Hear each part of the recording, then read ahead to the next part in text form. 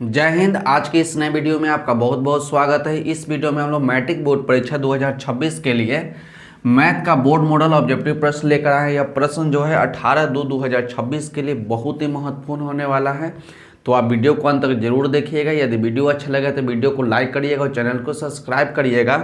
परीक्षा में आने वाला प्रश्न, जितना भी प्रश्न हम पढ़ाएंगे, सभी प्रश्न जो है आपका मोस्ट VVI होगा। तो जल्दी से आप कॉपी पेन निकालिए और मेरे साथ साथ आप हल करिएगा और बताइएगा कि आपका कितना आंसर जो है सही हुआ। तो चलिए अब हम प्रश्न संख्या 1 को देखते हैं। तो प्रश्न संख्या 1 में आपको दिया गया है कि एक शंकु की ऊंचाई 12 सेंटीमीटर है, आधार की त्रिज्या आपका 3 सेंटीमीटर है, तो शंकु का आयतन निकालिए। तो ये प्रश्न जो है बहुत ही अच्छे प्रश्न है। तो यहाँ पर दिया है शंकु की ऊंचाई 12 सेंटीमीटर, तो एच का मान आपको दिया गया है 12 सेंटीमीटर। उसके बाद देखिए बोला कि आधार की त्रिज्या जो है आपका 3 सेंटीमीटर है, तो आधार की त्रिज्या आपका हो जाएगा 3 सेंटीमीटर। आधार की त्रिज्या आपका 3 सेंटीमीटर, तो त्रिज्या को हम लोग r से दिखाएंगे, तो ये आपका हो गया 3 सेंटीमीटर। बोला कि शंकु का आयतन निकालिए, तो शंकु का आयतन का फॉर्मूला याद होना चाहिए। तो शंकु का आयतन तो शंकु का आयतन आपको क्या फॉर्मूला होता है? तो फॉर्मूला होता है 1/3 पाई r स्क्वायर एच। शंकु का आयतन होता है 1/3 पाई r स्क्वायर एच। तो यहाँ पर देख रहे हैं कि 1/3 है, तो 1/3 जितना भी ऑप्शन देख रहे हैं सब में यहाँ पर ही पाई दिया है, यानी हम लोग पाई को पाई रहने देंगे। उसके बाद है कि r स्क्वायर, तो r का मान आपका 3 है, तो हम लोग लिखेंगे 3 का स्क्वायर। उसका बाद इंटू h का मान आपका 12 है, तो 12 लिख दीजिए। 1/3 है तो 1/3, पाई है तो पाई लिखिए। 3 का स्क्वायर, तो 3 का स्क्वायर को लिखेंगे हम लोग 3 गुना 3 और गुना में बचेगा आपका 12। तो 3 से 3 आपका कट गया, 12 में 3 से गुना करेंगे तो आपका 36 हो जाएगा, और यहाँ पर ही पाई बच गया तो पाई लगा दीजिए। तो 1 नंबर ऑप्शन का आंसर हो जाएगा 36 पाई, जो कि ऑप्शन नंबर सी में दिया गया है। तो सी नंबर ऑप्शन जो होगा आपका राइट आंसर हो जाएगा। अब प्रश्न संख्या 2 को देखिए। प्रश्न संख्या 2 में आपको दिया गया है कि साइन π/3 का मान होगा। तो याद रखिएगा, जब भी हम ट्रिग्नोमेट्री का सवाल पढ़ेंगे तो पाई का मान जो होता है 180 डिग्री होता है। तो आपसे बोला है कि साइन π/3 का मान होगा, तो साइन है तो साइन लिखिए, और पाई का मान याद रखिएगा कि ट्रिगो में पाई का मान जो होता है 180 डिग्री होता है, और बटा में 3 है तो 3 लिखिए। 3 से 180 जो होगा आपका 60 बार में कट जाएगा, तो यहाँ पर ही बचा आपका साइन 60। अब आपको याद होना चाहिए कि साइन 60 का जो मान होता है आपका होता है √3/2। साइन 60 का मान होता है √3/2, जो कि ऑप्शन नंबर डी में दिया गया है। तो डी नंबर ऑप्शन जो होगा आपका राइट आंसर हो जाएगा। अब प्रश्न संख्या 3 को देखिए। प्रश्न संख्या 3 में आपको दिया गया है कि मूल बिंदु, तो याद रखिए कि मूल बिंदु यानी आपका 0 0 होता है। मूल बिंदु आपका 0 0 होता है, तो मूल बिंदु से 4, -5 का दूरी है।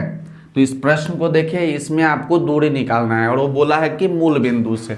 तो मानिए कि एक लाइन है, मूल बिंदु यानी इस मूल बिंदु का निर्देशांक हो जाएगा 0,0, और इस बिंदु का निर्देशांक हो जाएगा 4,5, 4, -5। तो आपको दूरी निकालना है।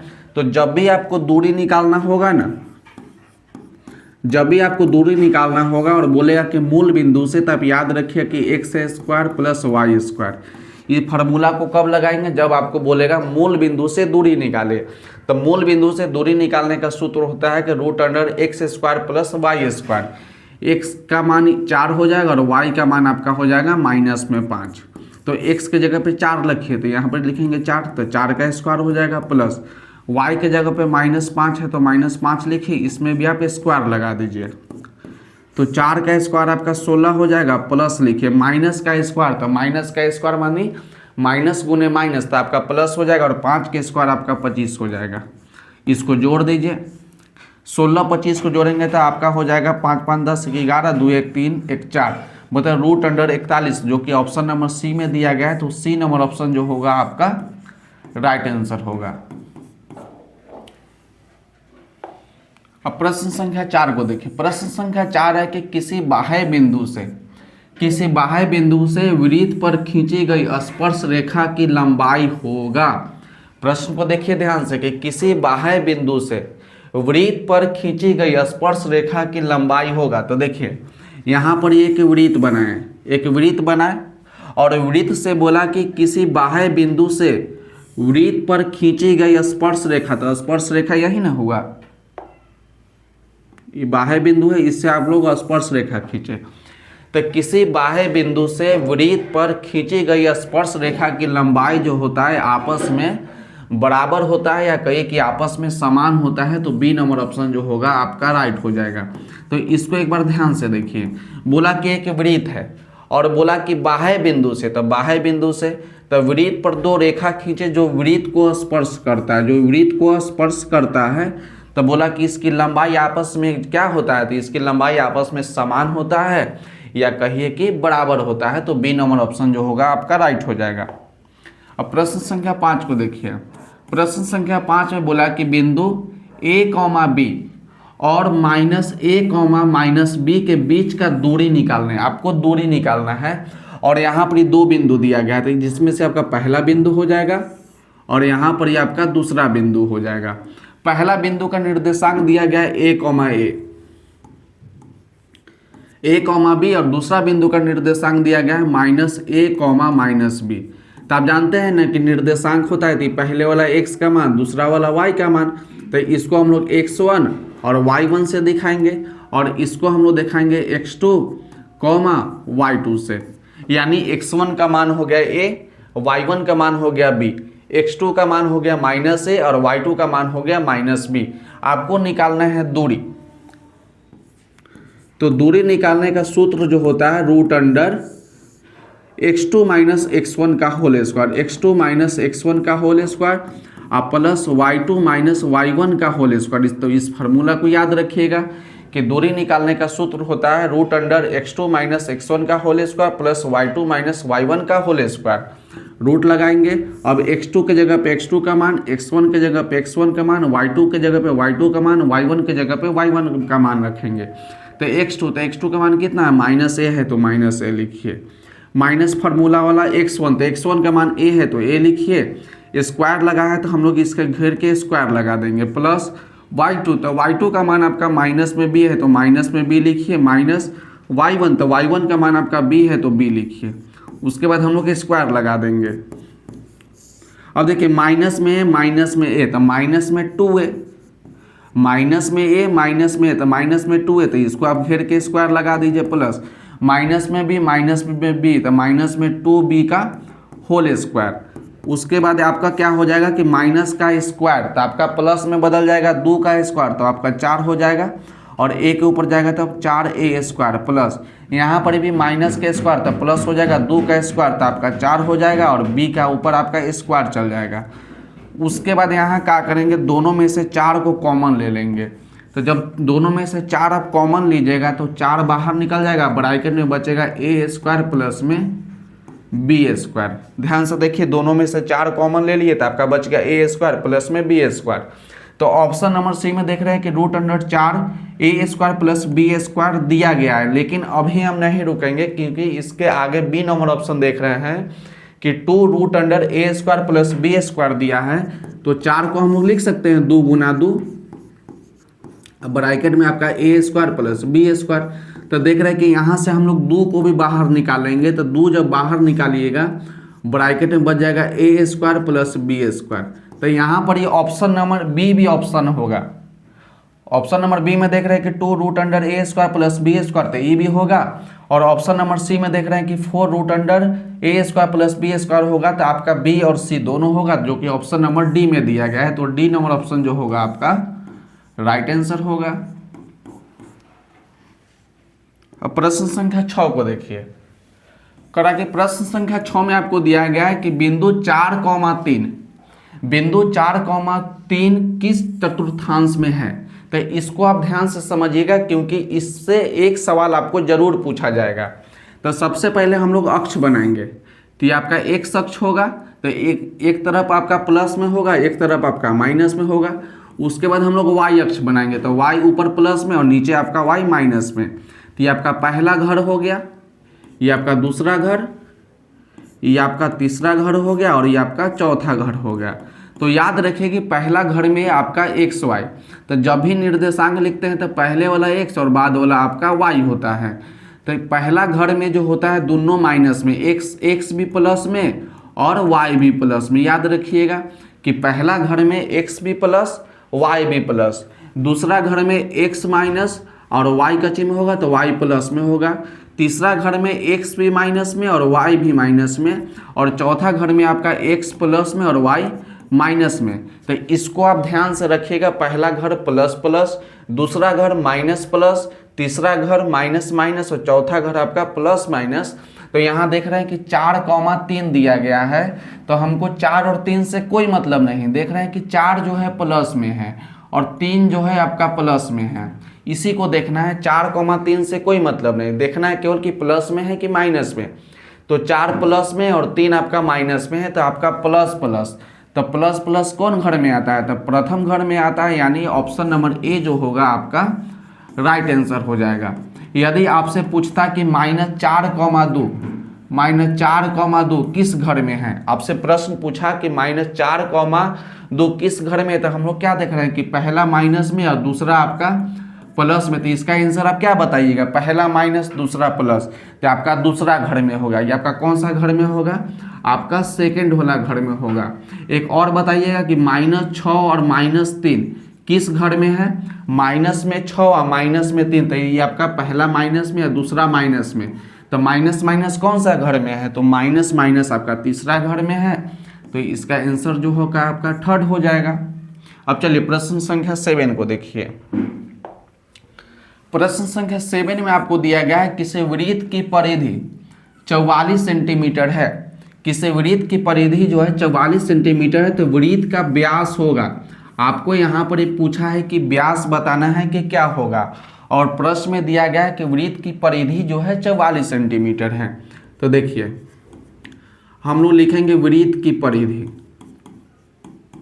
वृत्त की परिधि, और वृत्त की परिधि का फॉर्मूला आपको याद होना चाहिए कि वृत्त का परिधि का फॉर्मूला होता है 2πr। वृत्त का परिधि क्या होता है? तो वृत्त की परिधि होता है 2πr। तो वृत्त की परिधि कितना दिया गया? आपको दिया गया 44 सेंटीमीटर, तो 44 सेंटीमीटर लिखिए, बराबर 2 है तो 2 लिखिए। पाई का मान आपका 22/7 होता है, तो 22/7 लिख दीजिए, गुना में r। इसके नीचे कुछ नहीं तो 1, इसके नीचे कुछ नहीं तो 1, और इसके नीचे भी कुछ नहीं तो 1। तो हम लोग क्रॉस गुना करेंगे, ऊपर का गुना नीचे वाला से, नीचे वाला का गुना ऊपर वाला से। तो 1 को गुना करेंगे 2 गुना 22 गुना r हो जाएगा, और इधर गुना करेंगे ऊपर का गुना नीचे वाला से, तो आपका हो जाएगा 44 गुना में 7। अब यहाँ हमको r का मान निकालना है, यानी आपको व्यास का मान निकालना है। तो सबसे पहले हम लोग r का मान निकालते हैं। तो r बराबर क्या हो जाएगा? 44 गुना में 7, और देख रहे हैं कि 2 और 22 गुना में है, तो आपका भाग में चल जाएगा। तो 22 से 44 आपका जो होगा 2 बार में कट जाएगा, 2 से 2 आपका कट जाएगा, यानी r का मान आपका हो गया 7। लेकिन आपको r का मान नहीं निकालना है, आपको व्यास निकालना है। तो व्यास का फॉर्मूला क्या होता है? व्यास बराबर आपका होता है 2 गुना त्रिज्या। व्यास बराबर होता है 2 गुना त्रिज्या, तो 2 लिखेंगे, और त्रिज्या का मान कितना निकाले? त्रिज्या का मान हम लोग 7 निकाले हैं, तो 7 लिखिए। 7 को 2 से गुना कर देंगे तो आपका 14 हो जाएगा। तो व्यास का मान कितना आ गया? तो व्यास का मान आपका 14 हो गया, जो कि ऑप्शन नंबर सी में दिया गया है। तो सी नंबर ऑप्शन जो होगा आपका राइट आंसर हो जाएगा। अब प्रश्न संख्या 8 को देखिए। प्रश्न संख्या 8 में दिया गया है कि दो वृत्त की परिधि का अनुपात 4:3 है, या 4:3 के अनुपात में है, तो उसकी त्रिज्या क्या अनुपात बताइए। तो हम लोग को क्या करना है कि आपको परिधि का अनुपात दिया है 4:3, और आपसे बोला कि त्रिज्या का अनुपात बताइए क्या होगा। तो पहला 2 वृत्त दिया गया और परिधि दिया गया है, तो पहला वृत्त की परिधि आपका 4 होगा, और दूसरा वृत्त की परिधि जो होगा आपका 3 होगा। याद रखिएगा। तो हम लोग पहला वृत्त की त्रिज्या निकालते हैं, तो लिखेंगे पहला वृत्त की परिधि, पहला वृत्त की परिधि, और वृत्त की परिधि का फॉर्मूला आपको याद हो गया है कि 2πr होता है। और दोनों वृत्त की हमको क्या निकालना है? त्रिज्या निकालना है। उसके बाद हम लोग अनुपात निकालेंगे। तो पहला वृत्त की परिधि कितना होगा, तो पहला वृत्त की परिधि आपका 4 होगा, तो यहाँ पर 4 लिखिए बराबर 2 पाई आर। तो 2 से 4 आपका 2 बार में कट जाएगा। आपको निकालना है पहले आर का मान, था आर बराबर क्या हो जाएगा, 2 है तो 2 लिखिए, और पाई आपका गुना में है तो पाई को आप भाग में ले जाएंगे। हमको 2 वृत्त की त्रिज्या निकालना है, तो इसलिए हम लोग इसको R1 दिखाएंगे। तो R1 का मान कितना हो गया, 2 बटा में पाई। अब दूसरा वृत्त का त्रिज्या निकालेंगे, तो लिखेंगे दूसरा वृत्त की परिधि, वृत्त की परिधि, दूसरा वृत्त की परिधि भी यही हो जाएगा 2 पाई आर। इसमें हम लोग R1 से दिखाए थे, तो इसको हम लोग R2 से दिखा देंगे।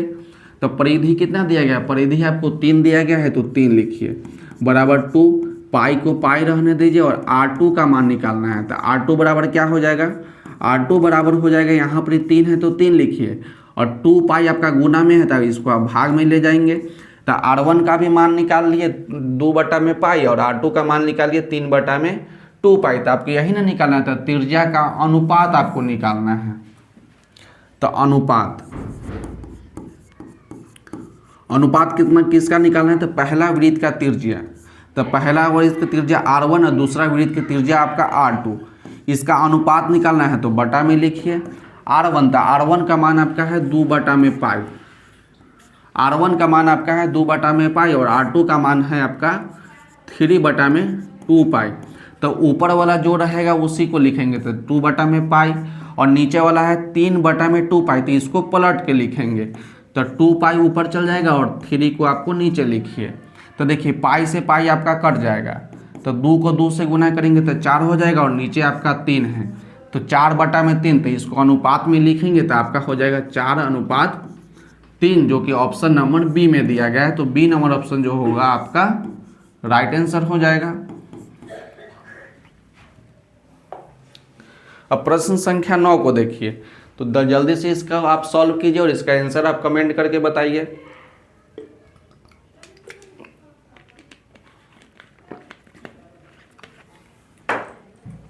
तो प्रश्न संख्या 9 को देखिए, तो प्रश्न संख्या 9 में आपको दिया गया है कि द्विघात बहुपद x स्क्वायर माइनस 5 के शून्यक होगा। यहाँ पर आपसे बोला कि शून्यक बताइए, और क्या बहुपद दिया गया है, बहुपद आपको दिया गया है x स्क्वायर माइनस 5 आपको बहुपद दिया गया है, और आपको निकालना है शून्यक।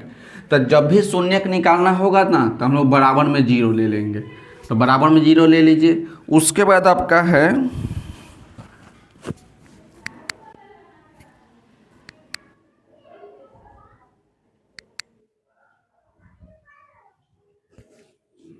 आपको निकालना है x square minus 5 equal to 0। तो एक्स स्क्वायर बराबर क्या हो जाएगा, माइनस में 5, तो उधर ले जाएंगे तो आपका प्लस में 5 हो जाएगा।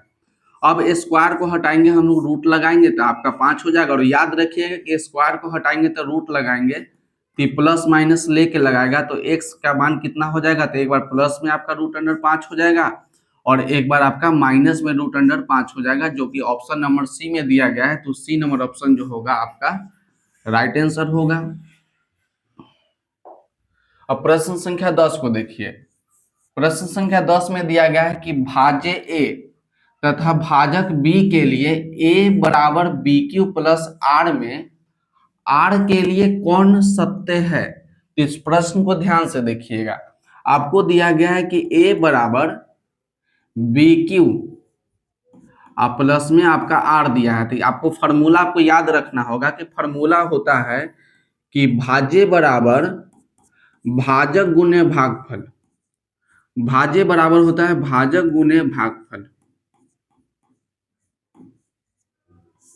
भाज्य बराबर भाजक गुने भागफल प्लस में होता है शेषफल। भाज्य बराबर भाजक गुने भागफल प्लस शेषफल। तो भाजक का मान कितना है, तो भाजक का मान आपका b है, भागफल का मान आपका q है, और शेषफल का मान कितना है, तो शेषफल का मान आपका r हो गया, और भाज्य का मान आपका a हो गया। जब इसको हम भाग लगाएंगे तो भाज्य आपका बीच में आता है, और भाजक आपका इधर आएगा, और भागफल आपका कहाँ आएगा, तो भागफल आपका यहाँ आएगा, और शेषफल आपका नीचे आएगा। तो आपसे पूछा कि r के लिए कौन सत्य है। तो देखिए यहाँ पर ये ऑप्शन को आप ध्यान से देखिए और समझिए। तो सी नंबर ऑप्शन को आप देखिए, आर का मान जो होगा, कभी भी हम भाग लगाएंगे, जैसे हम 2 से भाग लगाए 5 में, तो आप 2 बार में 4 लगाइएगा तो नीचे आपका 1 बचेगा, तो ये आपका शेषफल होगा, यानी आर का मान आपका 1 हो गया। तो आप हमेशा याद रखिए कि आर का मान जो होगा, यदि आर का मान 0 होगा, आर का मान 0 होगा या 0 से क्या होगा, 0 से बड़ा होगा। आर का मान जो होगा 0 होगा या 0 से बड़ा होगा, तो यहाँ पर देख रहे हैं कि आर का मान जो है 0 से बड़ा है, आर का मान जो है 0 से बड़ा है या 0 के बराबर होगा। उसके आगे देखिए, कह रहा है कि आर का मान जो होगा b से छोटा होगा, तो आर का जो मान होगा b से हमेशा क्या होगा, छोटा होगा, क्योंकि यदि देखिए यहाँ पर 2 है, नीचे 1 आया, तो आर का मान क्या देख रहे हैं कि b से छोटा, हमेशा b से छोटा होगा। तो याद रखिएगा, तो ऑप्शन नंबर सी जो होगा आपका राइट होगा। फिर से देखिए, नीचे जो शेषफल होगा हमेशा या तो 0 होगा, या तो 0 होगा या 0 से बड़ा होगा, और नीचे जो होगा शेषफल जो होगा हमेशा जो होगा भाजक से क्या होगा, भाजक से हमेशा बड़ा होगा। यदि यहाँ पर 3 हो जाएगा, तो देखिए माने कि नीचे आपका 3 हो गया, तो नीचे आपका 3 जब बड़ा हो जाएगा 2 से, तो एक बार में तो फिर से भाग लगा दीजिएगा, इसलिए बराबर नहीं होगा। आर का मान जो होगा 0 से बड़ा होगा या बराबर होगा, और आर का जो मान होगा b से हमेशा क्या होगा, छोटा होगा। बी मतलब आपका क्या है, तो बी मतलब आपका भाजक है। तो अब चलिए प्रश्न संख्या 11 को देखिए। प्रश्न संख्या 11 में दिया गया है, निम्न में से कौन अपरिमेय संख्या है। निम्न में से कौन आपका अपरिमेय संख्या है। तो याद रखिए कि परिमेय संख्या जो होता है p बटा क्यू के रूप में होता है। परिमेय संख्या जो होता है p बटा क्यू के रूप में होता है, और अपरिमेय संख्या जो होगा हमेशा रूट में रहेगा। अपरिमेय संख्या जो होगा हमेशा रूट में रहेगा। तो देखिए 40/12, ये आपका तो परिमेय संख्या, ये आपका परिमेय हो गया, आपका परिमेय संख्या होगा। उसके बाद देखिए तो ये ऑप्शन तो होगा नहीं। अब डी नंबर ऑप्शन देखिए, डी नंबर ऑप्शन आपका है कि रूट अंडर 196, तो 196 को हम लोग लिख सकते हैं कि 14 गुना में 14, तो 14 आपका बाहर निकल जाएगा, तो ये भी आपका, ये तो आपका परिमेय संख्या होगा, तो ऑप्शन नंबर डी भी नहीं होगा। बी नंबर ऑप्शन देख रहे हैं कि ऊपर √2 नीचे √2, तो √2 से √2 कट जाएगा, तो आपका 3 बच गया, तो 3 भी आपका परिमेय संख्या होगा, तो बी नंबर भी ऑप्शन आपका नहीं होगा। उसका ए नंबर देखिए, 5 से 5 कट जाएगा, तो ऊपर आपका 1 बचेगा, नीचे आपका √2 बचेगा, तो 1/√2, तो √2 क्या होता है, √2 आपका अपरिमेय संख्या होता है, इसलिए ऑप्शन नंबर ए जो होगा आपका राइट आंसर हो जाएगा। अब प्रश्न संख्या 12 को देखिए। प्रश्न संख्या 12 में आपको दिया गया है कि द्विघात समीकरण x² प्लस 2x प्लस 4 के शून्य अल्फा तथा बीटा हो तो अल्फा इंटू बीटा का मान होगा। तो आपका द्विघात समीकरण दिया गया, तो द्विघात समीकरण क्या है, तो द्विघात समीकरण आपको दिया गया है कि x² प्लस में 2x प्लस में 4। आप जानते हैं कि द्विघात समीकरण का व्यापक रूप होता है ax² प्लस में bx प्लस में c इक्वल टू 0। x² के जो बगल में रहेगा a का मान, जो x के बगल में रहेगा वो b का मान, और जो यहाँ रहेगा आपका c का मान, तो इसके बगल में कुछ नहीं तो 1, तो a का मान कितना हो गया, तो a का मान आपका 1 हो गया। b, तो b का मान कितना हो गया, तो b का मान आपका 2 हो गया, और जो यहाँ रहेगा c का मान, तो c का मान आपका हो गया 4। आपको निकालना है कि अल्फा इंटू बीटा का मान निकालिए। तो द्विघात शून्य का 2 गो शून्य होता है, एक अल्फा और एक बीटा, तो आपको निकालना है शून्यकों का गुणनफल, यानी अल्फा इंटू बीटा, और अल्फा इंटू बीटा का फॉर्मूला होता है कि सी बटा में ए। अल्फा इंटू बीटा बराबर होता है सी बटा में ए, तो सी का मान आपका 4 हो गया, और ए का मान आपका 1 हो गया, तो 4/1 यानी आपका 4 हो जाएगा, जो कि ऑप्शन नंबर ए में दिया गया है, तो ए नंबर ऑप्शन जो होगा आपका राइट हो जाएगा। अब प्रश्न संख्या 13 को देखिए। प्रश्न संख्या 13 में दिया गया है कि यदि किसी द्विघात बहुपद px 3x² plus 4x plus 4 के शून्यक अल्फा तथा बीटा हो तो अल्फा प्लस बीटा का मान होगा। हमेशा याद रखिए कि द्विघात बहुपद में शून्यकों की संख्या 2 होता है, एक अल्फा होता है और एक बीटा होता है। तो इससे पहले वाला में प्रश्न में आपसे क्या पूछा था कि अल्फा इंटू बीटा का मान निकालिए, और इस वाला प्रश्न में आपसे पूछा है कि अल्फा प्लस बीटा का मान क्या होगा। तो और बहुपद आपको क्या दिया गया है, बहुपद आपको दिया गया है कि px बराबर 3x² अब प्लस में 4x और उसके बाद दिया है प्लस में 4, तो एक्स स्क्वायर के बगल में रहेगा जो a का मान होगा, तो a का मान 3, जो x के बगल में b का मान था, b का मान 4 और c का भी मान आपका 4 हो गया। आपको निकालना है अल्फा प्लस बीटा का मान। तो फॉर्मूला क्या होता है कि अल्फा प्लस बीटा, तो अल्फा प्लस बीटा का मान होता है माइनस बी बटा में ए। अल्फा प्लस बीटा का मान होता है माइनस बी बटा में ए, तो माइनस बी का मान कितना है तो 4 है, ए का मान कितना है तो 4 है, तो 3 है, तो अल्फा प्लस बीटा, तो अल्फा प्लस बीटा का मान कितना हो गया -4 बटा में 3, जो कि ऑप्शन नंबर ए में दिया गया है, तो ए नंबर ऑप्शन जो होगा आपका राइट हो जाएगा। प्रश्न संख्या 14 को देखिए। प्रश्न संख्या 14 में आपको दिया गया है कि समीकरण युग्म 2x प्लस 3y प्लस में 5 और 4x प्लस 6y प्लस में 0, तो दोनों के बराबर में आप 0 ले लीजिएगा, दोनों के बराबर में क्या लीजिएगा 0 लीजिएगा। तब बोला कि दोनों जो समीकरण दिया गया है, इस समीकरण आपका संगत है या समपाती है या समांतर है या इनमें से कोई नहीं। तो चलिए हम लोग इसको चेक करते हैं। तो पहला समीकरण आपको दिया गया है कि 2x आप प्लस में 3y आप प्लस में 5 इक्वल टू 0, प्लस में 5 इक्वल टू 0, तो याद रखिएगा कि x के बगल में रहेगा a का मान, जो y के बगल में रहेगा b का मान, और जो यहाँ पर रहेगा आपका c का मान। तो a का मान कितना है तो a का मान आपका 2, y के जो बगल में रहेगा b का मान, तो b का मान आपका 3, और जो यहाँ रहेगा c का मान, तो c का मान आपका हो गया 5। तो दो को समीकरण दिया गया है ना, तो इसलिए हम लोग इसको a1, इसको b1 और इसको c1 लिखेंगे। तो a1 b1 और c1।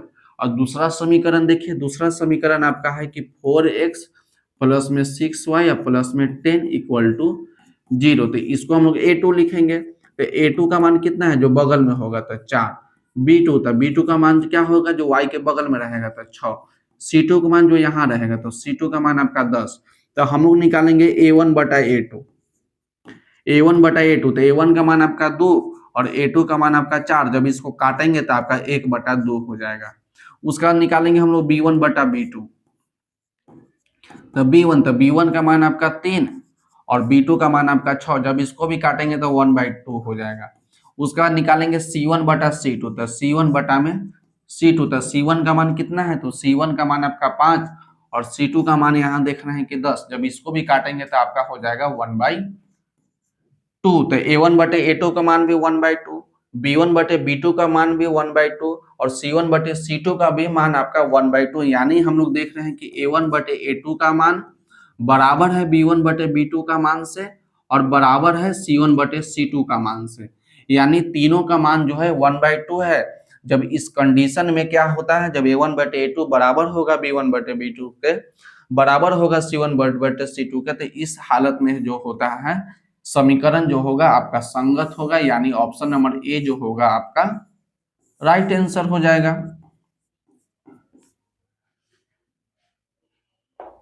अब प्रश्न संख्या 15 को देखिए। तो प्रश्न संख्या हम लोग आगे आगे देख लेंगे, ठीक।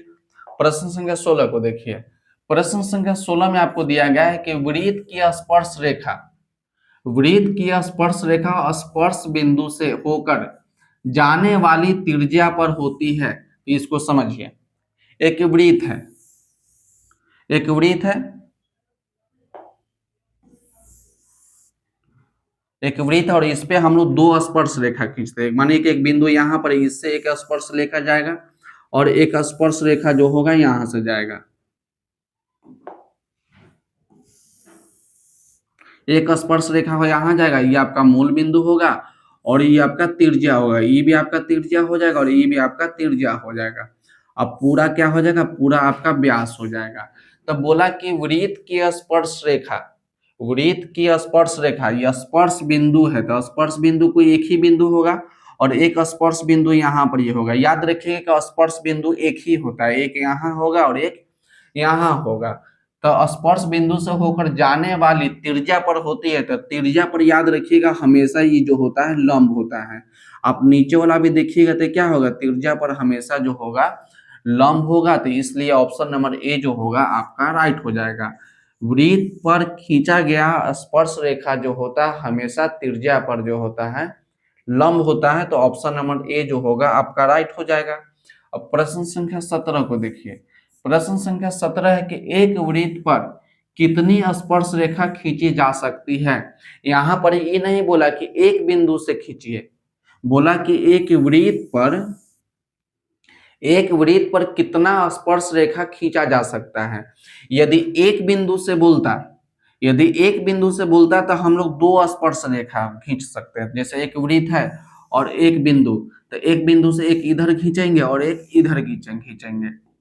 जब एक बिंदु बोलेगा तो एक बिंदु से हम लोग दो स्पर्श रेखा खींच सकते हैं, लेकिन यहाँ पर कोई बिंदु नहीं बोला, केवल बोला कि एक वृत्त पर कितनी स्पर्श रेखा हो सकती है। तो आप कहीं भी बिंदु ले लीजिएगा, यहाँ से पढ़िएगा तो एक स्पर्श बिंदु यहाँ हो जाएगा, एक यहाँ से खींचेगा तो यहाँ हो जाएगा, फिर इस प्रकार से खींचेगा, इस प्रकार से खींचिए, इस प्रकार से। तो याद रखिएगा कि एक वृत्त पर जो होगा अनगिनत हम लोग स्पर्श रेखा खींच सकते हैं, यानी ऑप्शन नंबर सी जो होगा आपका राइट हो जाएगा।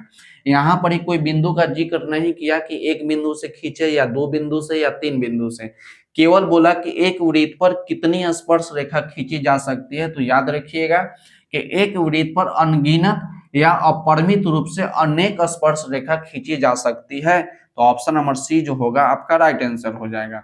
अब प्रश्न संख्या 18 को देखिए, कह रहा है कि किसी वृत्त पर स्पर्श रेखा उसे बिंदु पर प्रतिच्छेद करते हैं तो कितनी बिंदु पर प्रतिच्छेद करती है। किसी वृत्त की स्पर्श रेखा एक बोला है, किसी वृत्त है तो मानिए कि एक बिंदु है, तो यहां से हम लोग स्पर्श रेखा खींचे, हम लोग एक बिंदु है और यहां से जब हम लोग स्पर्श रेखा खींचे तो कितनी बिंदु पर प्रतिच्छेद करता है। तो याद रखिएगा हमेशा जो होगा वृत्त पर स्पर्श रेखा जो होता है हमेशा एक बिंदु पर प्रतिच्छेद करता है या एक बिंदु को स्पर्श करता है। तो ऑप्शन नंबर सी जो होगा आपका राइट आंसर हो जाएगा। प्रश्न संख्या 19 को देखिए, प्रश्न संख्या 19 है कि एक वृत्त की समांतर, यहाँ पर याद बोलिएगा कि समांतर बोला है कि एक वृत्त की समांतर कितनी स्पर्श रेखा हो सकती है। तो एक वृत्त की समांतर बोला, तो एक वृत्त है और समांतर मतलब क्या होता है कि जो आमने सामने हो, इस प्रकार से ई इसके समानांतर है, या इस प्रकार से हो सकता है ई आपका समानांतर है। तब बोला कि एक वृत्त पर कितनी समांतर रेखा खींची जा सकती है। तो देखिए एक तो पहला ऐसे खींच सकते हैं, एक पहला समानांतर रेखा एक ई खींच सकते थे, ये एक हुआ, या दूसरा हम लोग इस प्रकार से खींच सकते एक ई होगा और एक आपका ई होगा। तो एक वृत्त पर हम लोग दो समानांतर रेखा खींच सकते हैं, कितना, तो दो समानांतर रेखा, जो कि हम फिगर में भी आपको दिखाएं। एक वृत्त है, एक समानांतर रेखा जो है इस प्रकार से खींच सकते हैं और दूसरा समानांतर रेखा हम लोग इस प्रकार से खींच सकते हैं। तो ऑप्शन नंबर बी जो होगा आपका राइट आंसर हो जाएगा। प्रश्न संख्या 20 में आपको दिया गया है, प्रश्न संख्या 20 में आपका है कि बिंदुओं 0,0 और 36,15 के बीच का दूरी निकालिए। तो इससे पहले हम एक प्रश्न देखे थे जिसमें आपसे बोला था कि मूल बिंदु से दूरी निकालिए। तो मूल बिंदु यानी हम आपको क्या बताते हैं कि मूल बिंदु यानी आपको होता है 0,0। तो आपको 0,0 जगह पे आपका मूल बिंदु लिख कर दे देगा या 0,0 दे देगा, तो एक ही बात होता है, 0,0 दे या मूल बिंदु दे तो एक ही बात होगा। तो आपको निकालना है दूरी। तो दूरी निकालने के लिए क्या होगा, ये आपका पहला बिंदु होगा, ये आपका दूसरा बिंदु होगा। आपका 0,0 दिया है तो 0,0 लिखिए, और उसके बाद आपको दिया गया है 36,15, 36,15 दिया है, आपको निकालना है दूरी। तो आपका मूल बिंदु वाला हम लोग फॉर्मूला लगाएंगे। तो दूरी निकालने का क्या सूत्र होता है, जब मूल बिंदु से बोलेगा तो दूरी निकालने का सूत्र होता है कि एक्स स्क्वायर प्लस में आपका होता है वाई स्क्वायर। तो ये आपका एक्स का मान हो जाएगा, ये आपका वाई का मान हो जाएगा। तो एक्स के जगह पे मान रखिए, तो एक्स के जगह पे आपका 36 हो जाएगा, तो आप लिखिए 36 का स्क्वायर। उसके बाद हम लिखेंगे y का स्क्वायर, तो y का मान कितना है, तो y का मान आपका 15 है, तो आप 15 का स्क्वायर। अब यहाँ क्या करेंगे कि 36 का स्क्वायर लिख देंगे, 15 का स्क्वायर लिख देंगे, जोड़ देंगे, तो उसके बाद आपको मालूम चल जाएगा। तो 36 का स्क्वायर पहले निकालते हैं कि कितना होगा।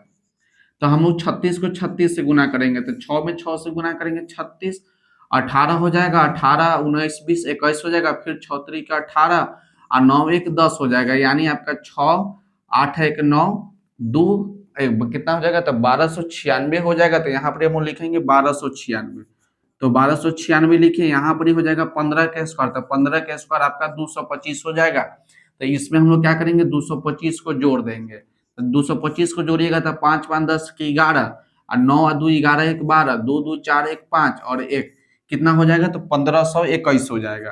तो 1521, तो 1521 जो होता है 39 का स्क्वायर होता है, तो हम लिखेंगे 39 गुना में 39, और 2 गो 39 में से 1 गो 39 आपका बाहर हो जाएगा, 1 गो 39 आपका बाहर हो जाएगा, जो कि ऑप्शन नंबर डी में दिया गया है। तो डी नंबर ऑप्शन जो होगा आपका राइट आंसर हो जाएगा। अब प्रश्न संख्या 21 को देखिए। प्रश्न संख्या 21 में आपको दिया गया है कि mx2 प्लस nx1 बटा m प्लस n तथा my2 प्लस ny1 बटा m प्लस n कहलाता है। तो याद रखिएगा कि इसको हम लोग अंत विभाजन सूत्र बोलते हैं। क्या बोलते हैं कि अंत विभाजन सूत्र, जो कि ए नंबर ऑप्शन जो होगा आपका राइट हो जाएगा। तो इसको आप थोड़ा सा समझिए, क्योंकि इस फॉर्मूला को जो आपका दो टाइप से देता है। तो जिसमें से पहला टाइप आपका है कि मानिए कि एक बिंदु है, ये पहला बिंदु आपका हो जाएगा x1 और दूसरा बिंदु आपका हो जाएगा y1, और दूसरा बिंदु आपका हो जाएगा x2 और उसके बाद हो जाएगा y2। तो इसको हम लोग दो भाग में बांटते हैं। इस रेखा को या रेखाखंड को हम लोग दो भाग में बांटते हैं। तो पहला रेखाखंड को हम लोग m1 को दिखाएंगे और दूसरा रेखाखंड m2 दिखाएंगे। ये पहला कंडीशन है कि जब एक रेखाखंड को हम लोग m अनुपात m2 में बांटते हैं, तब विभाजन सूत्र जो होता है आपका होता है कि xy बराबर होता है, ऐसे लिखिएगा, आप लिखिएगा mx, अब फिर लिखिएगा mx और नीचे लिखिएगा m प्लस m, अब फिर लिखिएगा उसका बाद लिखिएगा my, अब प्लस में my और नीचे लिखिएगा m और प्लस में m, और उसके बाद याद रखें कि 12 21, क्या याद रखिएगा 12 21, तो यहाँ पर 12 लगा दीजिए और यहाँ पर आप 21 लगा दीजिए, यहाँ पर m1 m2, फिर 12 21 लगा दीजिए, तो 12 21, इसमें आपका m1 m2, ये आपका m2 हो जाएगा। तो ये आपका फार्मूला हो गया। तो विभाजन सूत्र क्या हुआ, तो m1 x2 plus m2 x1 बटा m1 plus m2, m1 y2 plus m2 y1 बटे m1 प्लस m2। लेकिन यहाँ पर आपको दिया गया है कि mn, तो m1 के जगह पे m है और m2 के जगह पे n है, तो हम लोग m2 के जगह पे n और m1 के जगह पे m बैठाएंगे, तो क्या होगा, यही ना हो जाएगा x2 प्लस m2 के जगह पे क्या n, और उसके बाद m1 है तो m लिखेंगे और m2 के जगह पे n लिखेंगे। तो देखिए फॉर्मूला मिला कि mx2 प्लस nx1 बटा m प्लस n, और दूसरा क्या हो जाएगा m और y2 प्लस में m2 के n और y1 प्लस में m प्लस n। तो आप दोनों फार्मूला को याद रखिएगा, इसमें से दोनों फार्मूला आप में कोई भी फार्मूला यूज कर सकते हैं। आप m1 m2 देखिए, या m अनुपात n लिखिए या m1 अनुपात m2 लिखिए, तो आपको दोनों फार्मूला में से कोई फार्मूला याद रखिएगा। इसको हम लोग बोलते हैं अंतर विभाजन सूत्र। तो चलिए अब प्रश्न संख्या 22 को देखिए। प्रश्न संख्या 22 में आपको दिया गया है कि संरेख त्रिभुज के क्षेत्रफल होते हैं। तो याद रखिएगा इसको डायरेक्ट, संरेख तभी होगा जब त्रिभुज का क्षेत्रफल जो होगा आपका 0 होगा। संरेख मतलब देखिए क्या होता है, एक त्रिभुज है, अब एक त्रिभुज में 3 बिंदु देता है, एक पहला बिंदु, दूसरा बिंदु और तीसरा बिंदु, और इसका निर्देशांक आपका हो जाएगा x1, y1, इसका हो जाएगा x2, y2, और इसका निर्देशांक हो जाएगा x3, y3। जब हम लोग इसका क्षेत्रफल निकालेंगे, यदि इसका क्षेत्रफल निकालेंगे और इसका क्षेत्रफल जो होगा त्रिभुज का क्षेत्रफल यदि 0 आ गया, ये तीनों बिंदु संरेख होगा। संरेख मतलब कि तीनों बिंदु जो होगा एक ही रेखा पे होगा, तीनों बिंदु जो होगा आपका एक ही रेखा पे होगा, इस प्रकार से। संरेख का मतलब यही होता है कि संरेख का मतलब होता है कि त्रिभुज तो 3 बिंदु से मिलकर बना। जब त्रिभुज का क्षेत्रफल हो जाएगा तो तीनों बिंदु जो होगा संरेख होगा, यानी एक ही रेखा पर तीनों बिंदु हो जाएगा। तो इसलिए याद रखिएगा संरेख कब होगा, जब त्रिभुज का क्षेत्रफल जो होगा आपका 0 होगा। तो बी नंबर ऑप्शन जो होगा आपका राइट हो जाएगा। अब 23 नंबर देखिए। 23 नंबर प्रश्न आपका है कि द्विघात समीकरण ax² minus bx plus c equal to 0, जहां a 0 नहीं है तो x के मान होगा। इस प्रश्न को आप ध्यान से देखिएगा, यहाँ पर ही आप जल्दबाजी कीजिएगा तो आपका ऑप्शन जो होगा गलती हो जाएगा। यहाँ पर द्विघात समीकरण दिया गया है ए एक्स स्क्वायर माइनस, याद रखिएगा अपनी माइनस दिया गया है, क्या दिया गया है, माइनस दिया गया है, उसका b x plus c equal to 0। तो आपसे बोला कि द्विघात सूत्र होगा। हम लोग जानते हैं कि द्विघात समीकरण जब ए एक्स स्क्वायर आप प्लस में बी एक्स आप प्लस में सी इक्वल टू 0 दिएगा, तब इसका सूत्र जो होता है कि x बराबर minus B plus minus root under B square minus 4ac बटा में 2 होता है। हम लोग तो ये वाला याद रखें, लेकिन आप जल्दबाजी करिएगा तो आप टिक कर दीजिएगा तो आपका आंसर गलती हो जाएगा, क्योंकि देख रहे हैं कि यहाँ पर ही आपका माइनस दिया गया है और हम लोग जानते हैं कि X square plus B x plus C बराबर 0 रहेगा, तब minus B plus minus root under B square minus 4ac बटा में 2 है। और यहाँ दिया गया है कि ए एक्स स्क्वायर माइनस में बी एक्स आप प्लस में सी इक्वल टू 0। तो ए के जगह पे हम लोग ए लिखेंगे और बी के जगह पे देख रहे हैं कि माइनस में बी है, बी के जगह पे माइनस में बी है उसका प्लस, और उसके बाद यहाँ पर आपका क्या हो जाएगा, सी के जगह पर सी, तो ठीक है।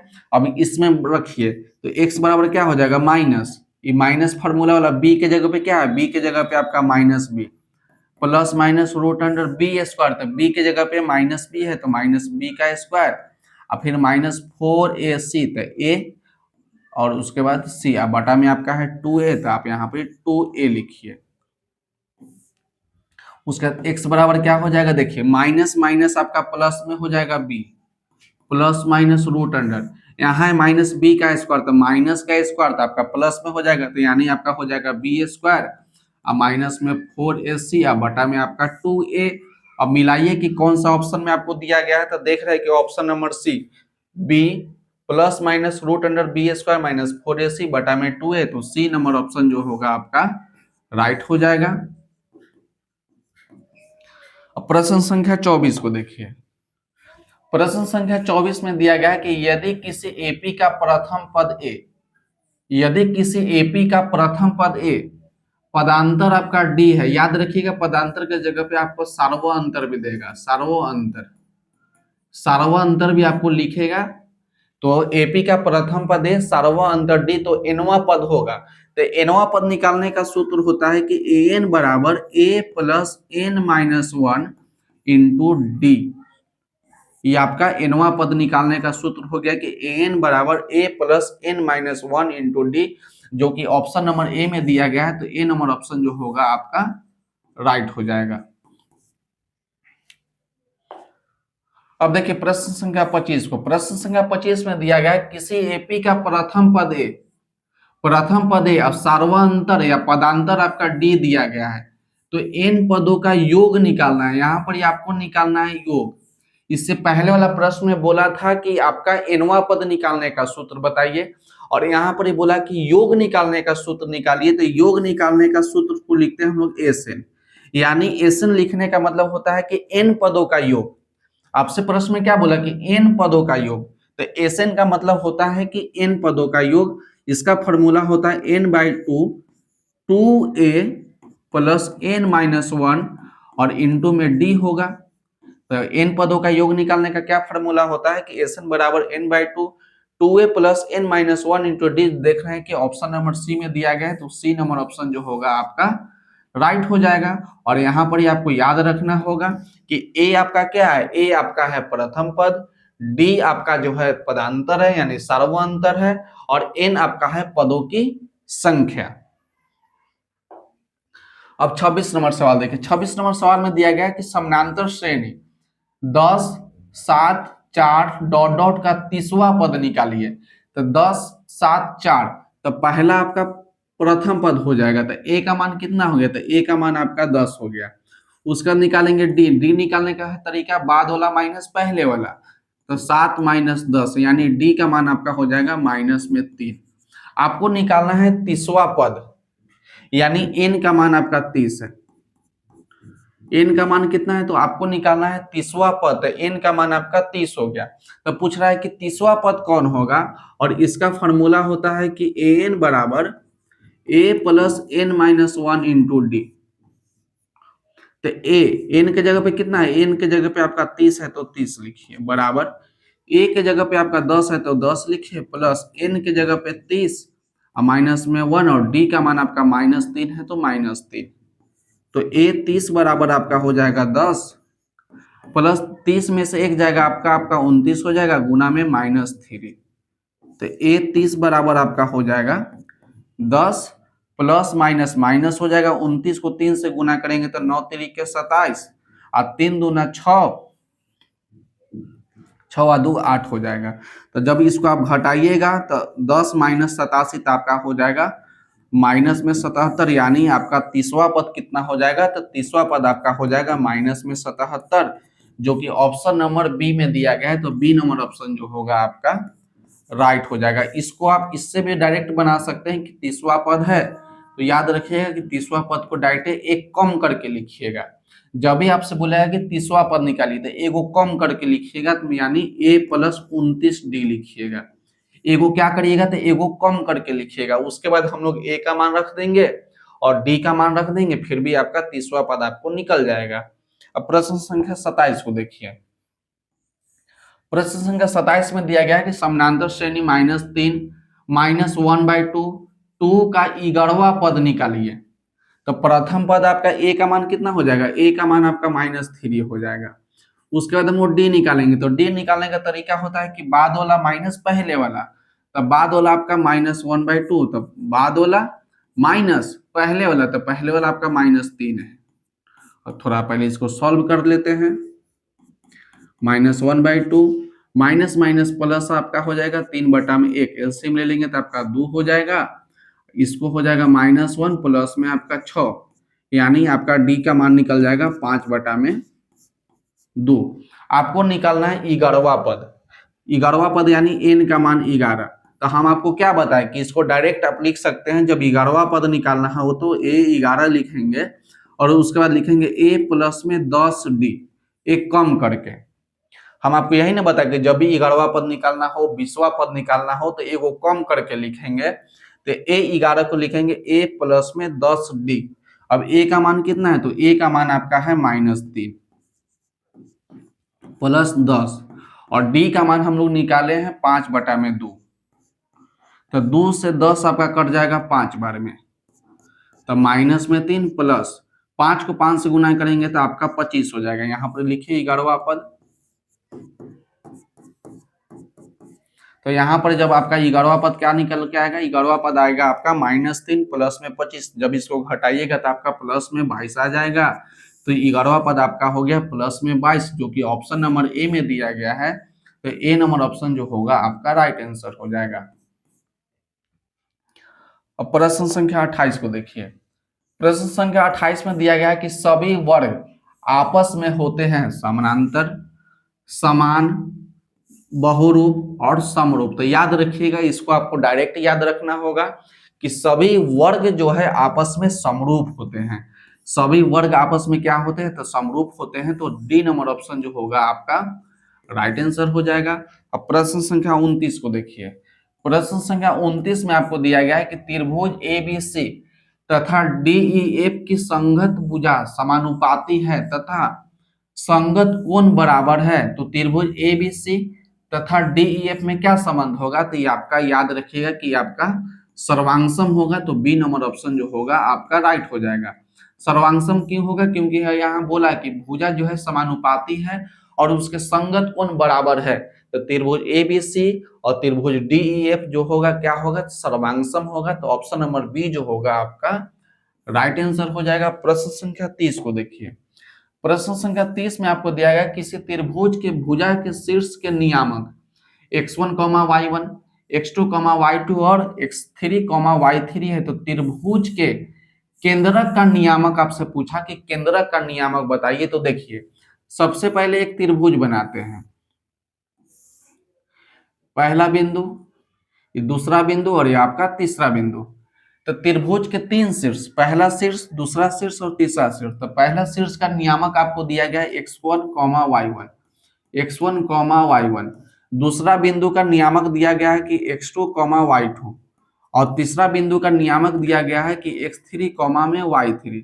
तो बोला क्या कि इस त्रिभुज का केंद्रक का नियामक बताइए, केंद्रक का। तो त्रिभुज का केंद्र आपका यहां पर ही होगा, त्रिभुज का केंद्र आपका यही ना होगा। तो केंद्र क्या होता है, x कॉमा वाई होता है, हमेशा निर्देशांक x कॉमा वाई ही होता है। तो आपसे बोला कि इस केंद्रक का नियामक बताइए। तो त्रिभुज के केंद्रक, त्रिभुज के केंद्रक, केंद्रक का नियामक, आपका नियामक का है या निर्देशांक का है, एक ही बात है। नियामक, नियामक को क्या लिखिएगा, x कॉमा वाई लिखिएगा। और केंद्रक निकालने का सूत्र होता है कि x1 को जोड़िए, x1 x2 x3, पूरा x को जोड़ेंगे। तो पहला x1 प्लस x2 और उसके बाद x3, 3 गो है तो 3 से आप भाग लगा दीजिए। और दूसरा आपका हो जाएगा y वाला का जोड़िए। तो y वाला को जोड़िएगा, y1 प्लस y2 आप प्लस में y3 और बटा में कितना हो जाएगा, बटा में आपका 3 हो जाएगा। तो त्रिभुज के केंद्रक का सूत्र होता है x1 plus x2 plus x3 बटा में 3, y1 प्लस y2 y3 बटा में 3, जो कि ऑप्शन नंबर सी में दिया गया है। तो सी नंबर ऑप्शन जो होगा आपका राइट हो जाएगा। अब आगे देखिए, तो यहीं पर प्रश्न जो है आपका, सभी प्रश्न जो है समाप्त होते हैं। तो जल्दी से आप वीडियो को लाइक कर दीजिएगा और चैनल पर नए हैं तो चैनल को सब्सक्राइब आप जरूर कर लीजिएगा। उसको घंटी को दबा लीजिएगा, क्योंकि जब भी हम वीडियो डालें तो सबसे पहले आपको पहुंच जाए। तो आज की वीडियो के लिए बस इतना ही, मिलते हैं अगले वीडियो में। यदि वीडियो अच्छा लगा हो तो वीडियो को लाइक कर दीजिएगा और चैनल को सब्सक्राइब जरूर करिएगा। तब तक मन लगा के पढ़िए और अच्छे तरीका से पढ़िए, ताकि आपको एग्जाम में किसी प्रकार का कोई दिक्कत न हो। तब तक पढ़ते रहिए और बढ़ते रहिए। मिलते हैं अगले वीडियो में।